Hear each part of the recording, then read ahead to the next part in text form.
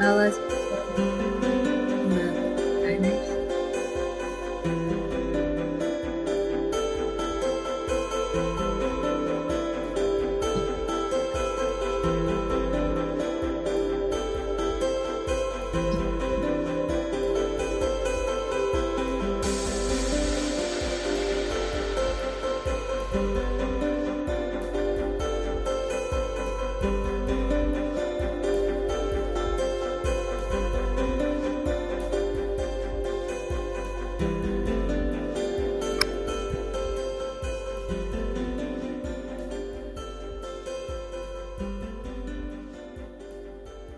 I think we're on live now. Hi, everyone. Welcome. Thank you for tuning in today. Today is our Summer Self Care Part 2 talk story. Our special guest, Dula Lowe, actually has a, an honorable task today. She is at a birth, helping new life come earthside. So we have two other guest speakers here who are just as fabulous and just as honorable. We have Esther and Allah today. And we'll still be talking about summer self care part two and kind of just hearing the stories of these two wonderful beings. So, if you can, Esther, go ahead and introduce yourself.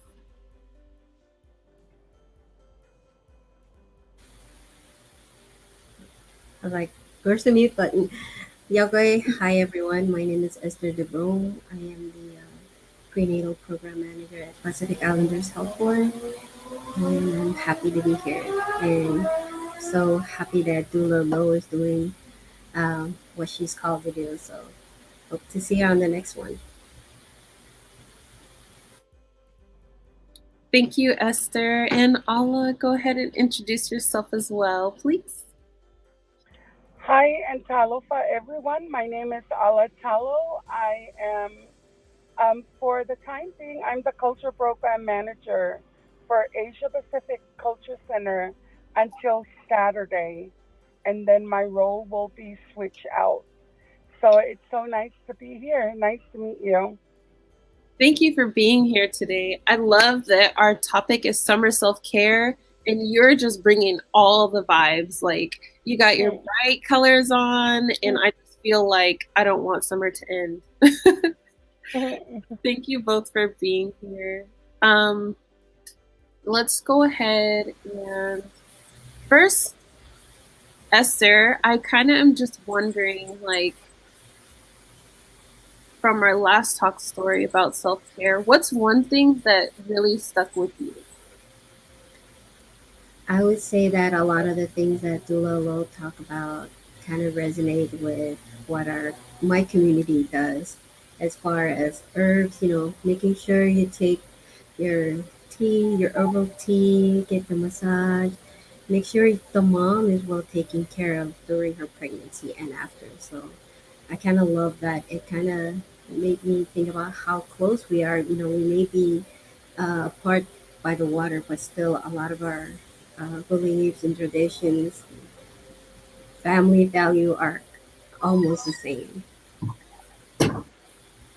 That's true. Oh my gosh. Almost all of the conversations that I have here while we're in the office is like, oh yeah, we do like an herbal bath after pregnancy. And then like someone else will pop in that's from another island and be like, well, we do the same kind of thing. Like we sit over like hot water. And I'm just like, everything is connected. We're different peoples, but we have the same basic practices. Um, Allah, I was just wondering, what does self care mean to you during the perinatal period? So while you're pregnant and after. Self care, the word alone describes itself. Self means you're talking about yourself, us as women. And then care is something that we needed to do. For an islander, it's really hard to do self care when you are tending to your family's rights. So we tend sometimes to forget about that. But thank God that for a conversation like this that we get to empower women that self-care is really, really important. I know speaking from experience for myself, it's really hard for me to do self-care because I have a community that I worried about. I have a community that I advocate for, and I have a community that I really love to care for. But somebody reminded me today that you cannot pour out when you're empty. So self care is much needed for me. I needed to take care of myself. Like even the simple thing like you know, getting your nails done, you know, taking care of your skin. Because sometimes after you give birth, um, you tend to forget about yourself. You're now focusing on your newborn child, and all your time is going into that, making sure that the baby is okay, feeding it. And then you kind of forget about yourself.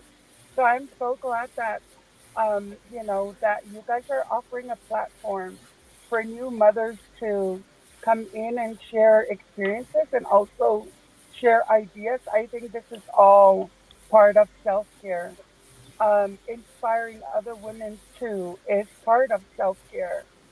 Talking stories and sharing ideas is all part of self care. So you are doing self care.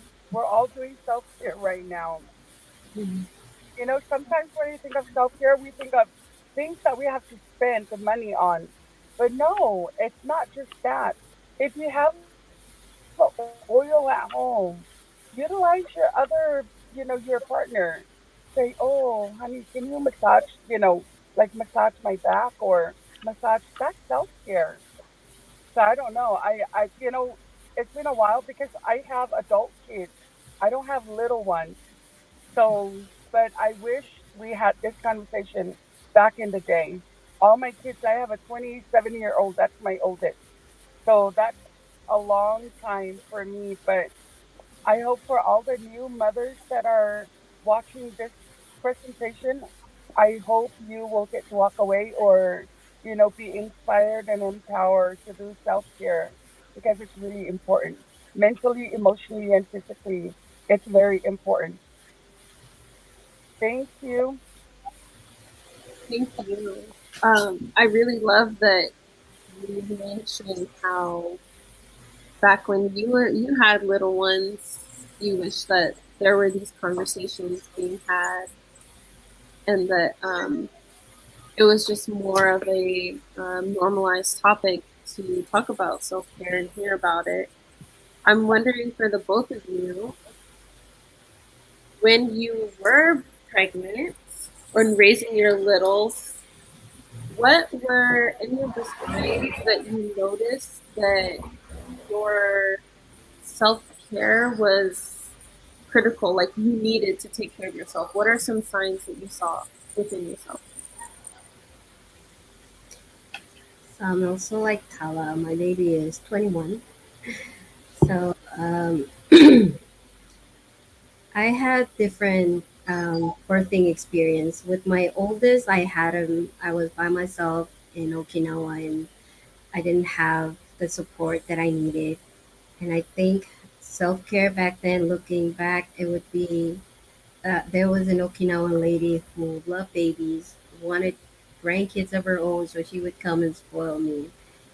And I think I didn't really think about self care back then because I had that support. And also with my daughter, back in the islands, we don't really think about self care because as soon as you're pregnant, in our last talk story, we were talking about it take a village, and that's what it happened with my experience. I really took time to sleep. There was other people taking care of my food all through my pregnancy until I had my baby. I did not touch anything. Like my dad spoiled the heck out of me when I was pregnant with my girl, and with the herbal bath and everything, I was taken care of. But then I wish one of the things that I wish that the girls here had, because the newer generation are going through this, and with my youngest one, I noticed that self care was a must, and I missed all the experience that I had with my oldest too because there were days I couldn't take showers. Like it was impossible to take a shower. I would think, shower, sleep, sleep. sleep. The baby sleep, just go sleep. And I just felt so tired all the time.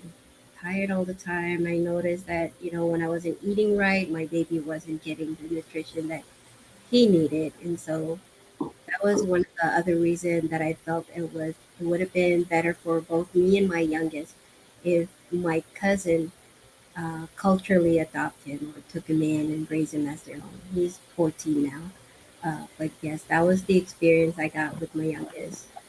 And um, I feel like a lot of the girls in my community are going through that now.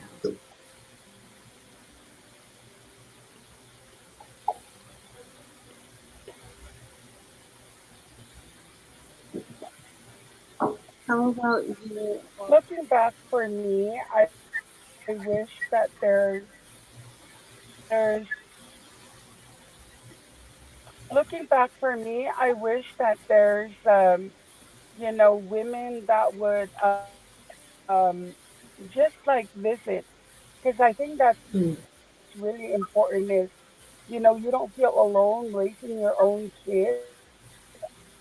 Um, but just somebody to talk to and share, especially being a brand new mom. I mm, think that's what I needed the most is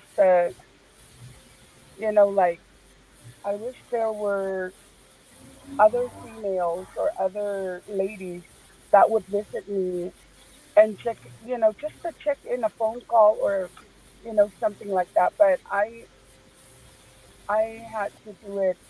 I don't want to say I had to do it alone because,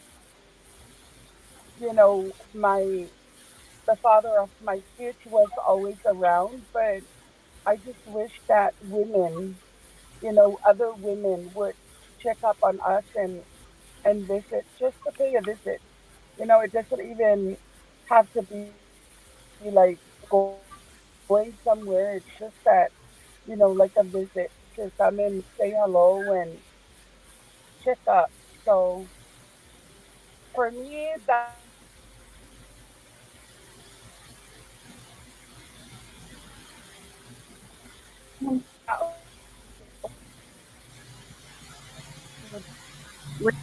really important, especially if you're a brand new mother that you don't know what the heck you're supposed to do. But I wish other females was there to conversate and just check in. Thank you. You're kind of breaking up a little bit, but from what I heard, is a lot of checking in and like women's support was very important. Um, During childbirth ed classes, I made sure to talk about the signs, the clear signs that you need to take a break, or what to look out for to know when you're fatigued as a mother. Um, and some of the signs are when you notice that your behavior is changing.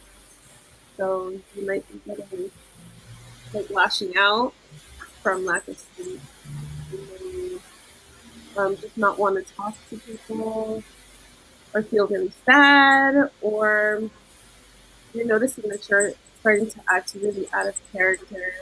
And when I talk about this to my students, I try to make sure that they understand that, like it was said earlier, it's hard to take care of others when you're not taking care of yourself. And at that point, when you notice that you are not acting like yourself, that's like the very tip, the end of the iceberg. That's when you need to like really pause and take time for yourself. We also talk about how you can take time for yourself that's not expensive or very glamorous. There's a lot of things that can be done to take care of yourself, whether it's going outside, um, sitting in the sun for maybe 30 minutes, mhm, putting your feet on the ground and just having time to breathe alone is very important as a mother, as a new mother especially.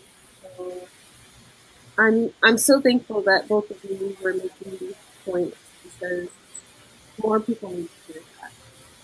Walking around barefoot Yeah. and putting your feet on the ground, walking around barefoot. There's something really, I don't know what's the word for it in English, but like when you're walking barefoot, I always, every day after work, I always have to go to the beach, especially now that it's summer.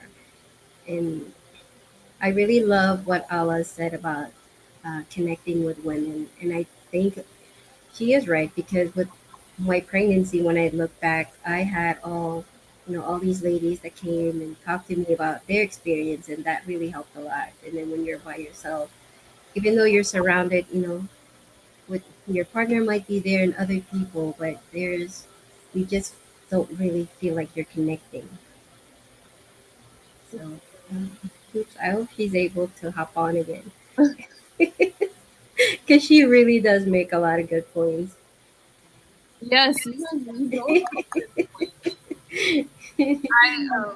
backtracking on what you said about how it feels good, there's something that's called earthing or grounding. So it basically means that, and there's like scientific studies that's been done about this, but it basically means that when you are barefoot to the earth or the ground, your energy, your magnetic pole, your electrons, whatever, they get equalized to Earth Earth's electrons. So Hmm. that's probably why it feels so good to you. Because honestly, that was like a big thing growing up with my mom. It was like we would just go outside and be barefoot or take naps on the ground and stuff. Hmm. But yeah, there's actually research if anybody's interested in looking it up. It's called earthing or grounding. Um, welcome back. I am so sorry. I don't know what happened to my connection, man. We're just happy that you're back. Um, what is Thank you. what is a piece of advice? Oh no, actually, from your island, I want to know what is your favorite way to take care of yourself? Favorite remedy, um, thing to do on the island? Are you talking about during pregnancy or Pregnancy. after? Yeah. I love drinking coconut. Like from childhood, I love drinking coconut, and I notice with all my kids that I love coconut. So one of my favorite things to do is just go to the beach with a nice cold, coconut. Not one.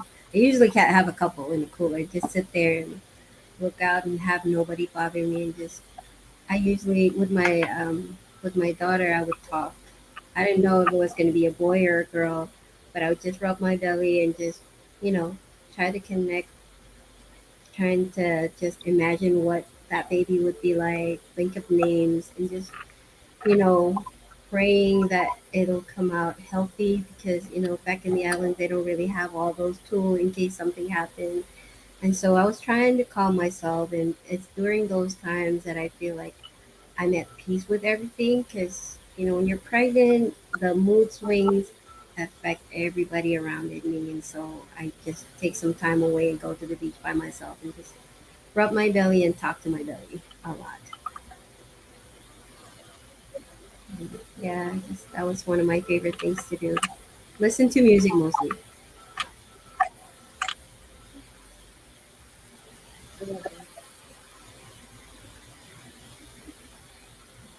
Olive, anything you want to share from your island?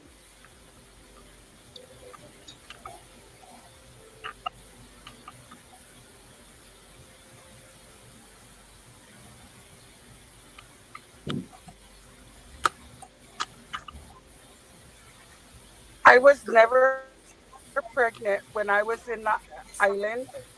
So, but I know my grandmother was a midwife, and she would always take me along with her. I've seen women, they love after they give birth, there's this food that my grandmother would always send me home to have my uncle made for any woman that give birth, and that's like salo. It's like coconut soup, Mhm. and you have to cook it fresh, and then you also have to eat it while it's hot because then that's when it's so delicious. One of the favorite thing that I see my grandmother help, the women that are pregnant was the tea leaves to massage their tummy. She would oil up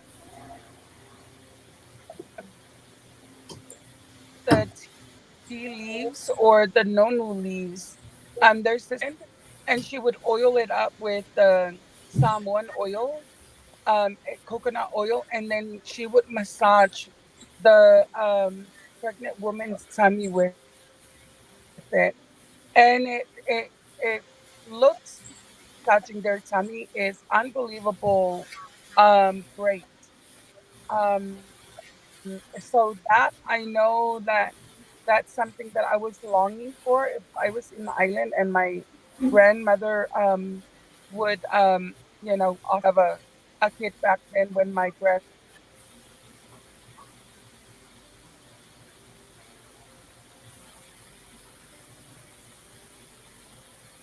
Ala, we're losing you again. While she gets back on. When my grandmother was alive. But I know but for myself, being pregnant here in America, I found myself, I love to be in the water swimming while I was pregnant. That is something like there's a relief and there's I don't know, like a soothing. So that was some of the things that I wanted to, that was one of the things that I loved to do was to be in the water swimming while I was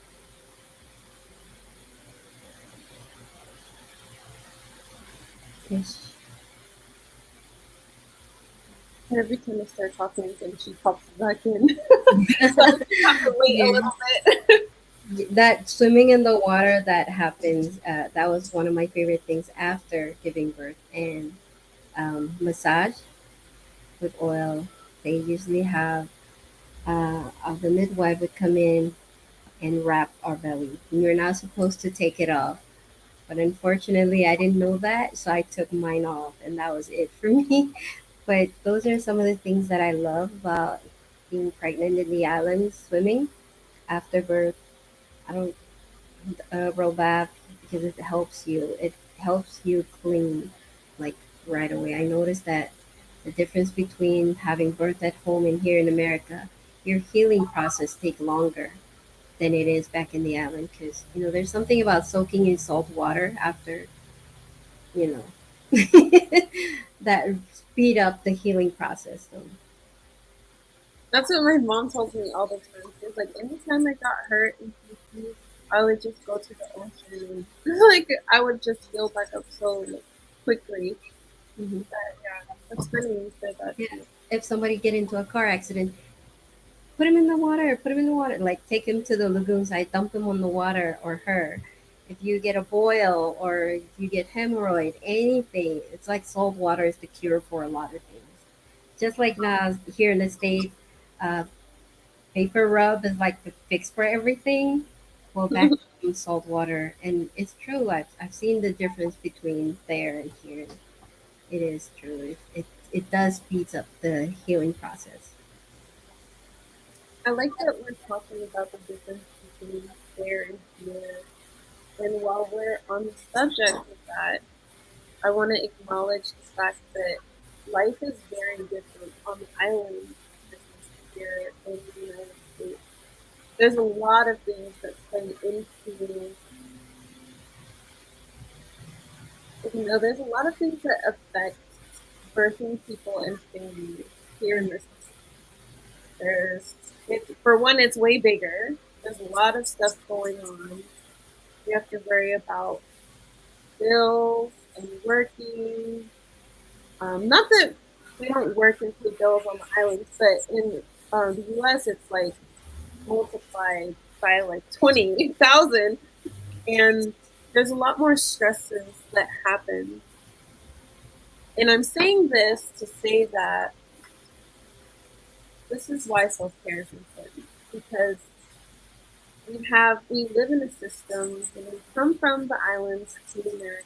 We integrate into a system that is not really built for us to live the same way that we were able to do at home. And so this causes a lot of change in how we act, and we have to learn how to adapt and take care of ourselves the way that we would at home. Like, we can't just go jump in the ocean. Like, oh my God, my foot's cut. I gotta go to the ocean. We can't just do that. Right? Yeah. We can't like go directly next door to our mom's house or our aunties or our cousins and have a meal and have everybody just take care of the baby. Mhm. Yeah. And I just want to acknowledge that so that anybody who's watching, there is that system here in the United States that is not built for us to live the way that we are, but we are to learn how to adjust and to continue to live our practices and take care of ourselves. Mhm.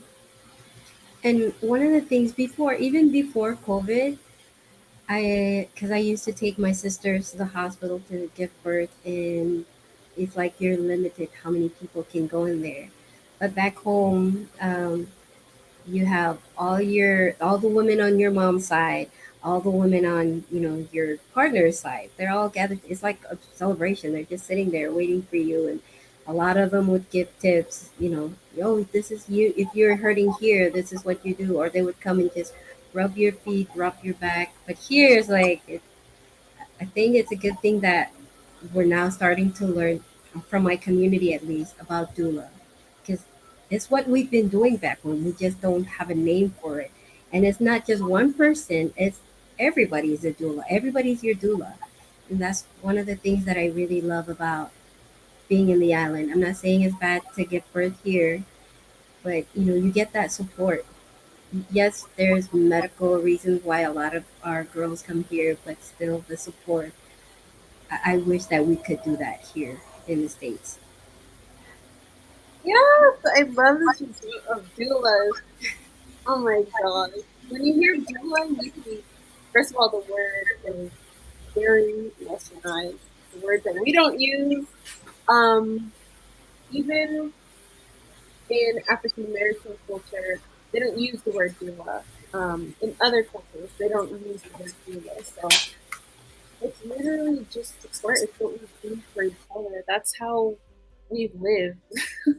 That's literally our lifestyle, is taking care of each other and being so close knit and advocating for each other and making sure that, like, we're taken care of. I'm gonna keep saying that. Oh man. So you heard it here first. Not first. Get a doula. Oh, and I wanted to put it also another disclaimer out there. Just because I said water is healing, it might happen to some, not all. So it depends on you. Not everybody is. What's that word they always use? One size fit all. So whatever works for me might not work for you. It could be fresh river water. I don't know. And the thing about being in the water, I remember one of the things that I would do is have my belly face the wave when it was close to my time, because it helps speed up the process as well. Oh my gosh.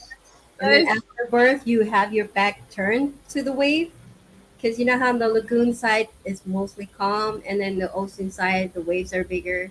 So after birth, I would go to the ocean side, have my back turned, because that's where it hurt the most. It almost feel like somebody's, massaging my back and just helping get rid of whatever needs to be get rid of. Wow. That's another good for me that they keep mentioning things from the island that I'm sure there's some kind of practice here that massage, that you can do massage, or you can lay in like a pool. What do they call it? They like it's like hydrotherapy or something like that. You can lay in the pool in the dark, and that's how you adapt. That's how we continue our tradition. Don't go run into the what is that? Alki.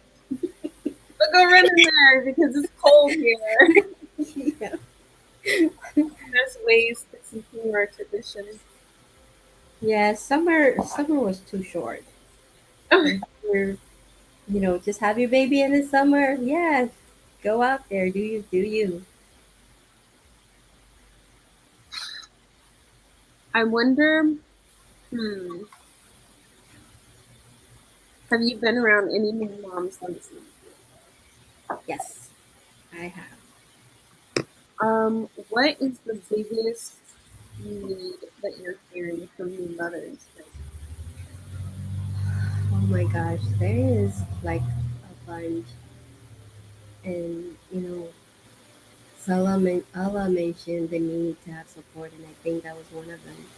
Um, I am a trained doula. I'm not a certified doula, and I'm trying to get certified, but I need to be in a one life birth. But here in King County, it's hard because the girls are given an option to bring just one person, and of course, it's either the mom or the boyfriend. But the big need now, once a lot of them are understanding what a doula does, they're like, oh my gosh, I would love for you to be there, but it's hard because we can't bring you in. If we could bring you and a husband or a mom, that would be one of the it would be a big relief. I feel is the message there, and I guess the other concern for a lot of the girls, not a lot, but most of them that I've taken to the hospital is they would see a female doctor all through the checkup, and then when it's time for them to go, there'll be a male. And a lot of them um, feel like they don't even have a choice. And one of the things we love to advocate as a doula is you always have a choice. This is your time. This is a very special time for you. And we don't need you to be stretched. We need you to be relaxed, because you're going into battle. Having a baby, it feels like that. And so you have to be prepared. You have to relax. But they can't relax if, you know, they're not comfortable with their provider or whoever's going to deliver their baby. There's a lot of concerns, but I feel like those are like consistent one that I keep hearing. That is why it's really good to take the childbirth education class. In most curriculums, they teach birthing people about their options.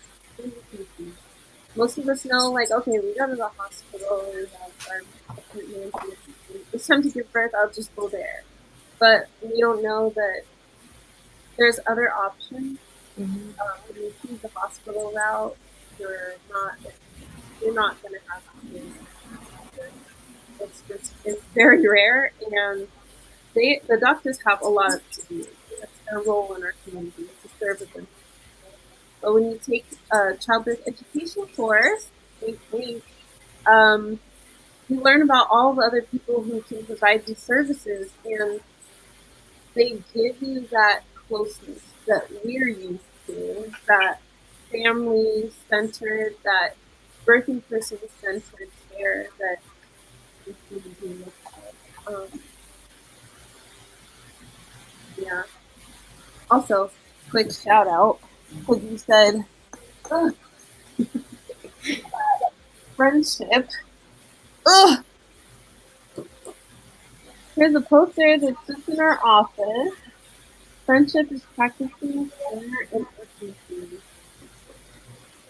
I follow this artist on Instagram. I have not met her in person. Sorry if I get your pronouns wrong.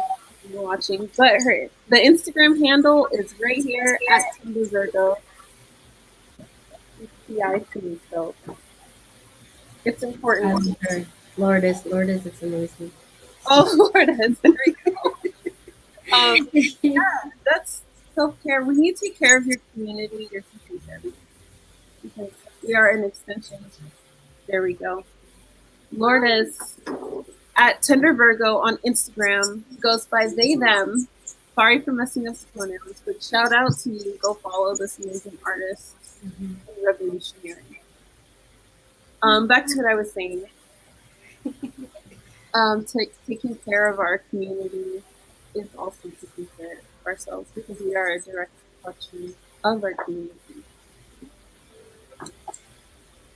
Yeah, I love what you said about, signs to look out for, because really not all of us think about those. We just think, oh, we don't really think of it as a self care. We need to take care of ourselves. This is why we're screaming at our kids, mad at our husband or whoever. But I like that you mentioned some of the things to look out for, when you need self care. A lot of times it gets talked up to, oh, your hormones are just everywhere right now. You need to give birth, or you're just, yeah, you just give birth to a baby. But no, there's other things that go along. And hi, I think one of the things that, with women, moms, we're all givers. We give and give and give. And because we are such givers, it's hard for us to take or ask for help. And it's hard for us to say, I need help, because we feel like, this is our we were born and raised to think that, as mom, that our job is to take care of the family. And so we take care of a family thinking, we don't think that we'll ever run out. And there are moms out there that I just want to say I appreciate you. They give until, and they smile. They smile. So you don't really know what's going on in their home, whether they need, any kind of support. So I really want to comment. Allah, thank you so much for bringing that to our attention. Yes, we as women need to support each other. We really need to support each other, especially new moms here in the state, especially. Um, just to check in, like she said, that I think would be, I think that would make all of our community, thrive, is if the givers in our communities are also, taken care of.